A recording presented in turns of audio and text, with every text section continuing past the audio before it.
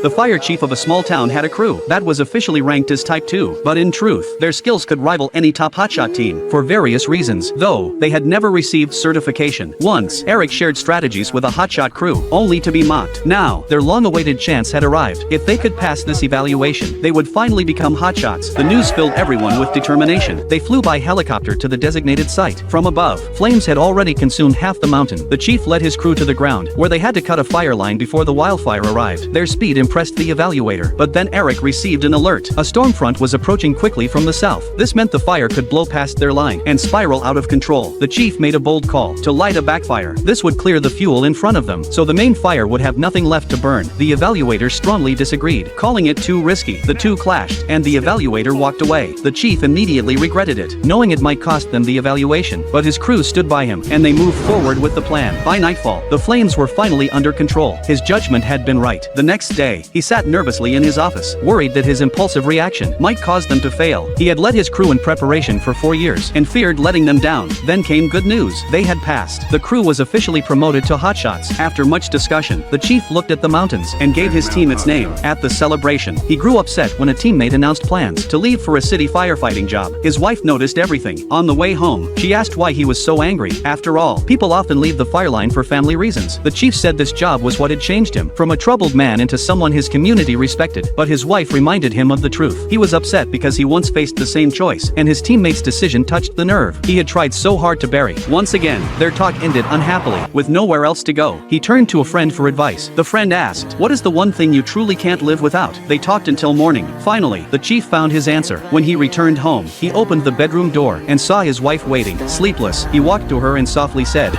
"And yours a mountain bear."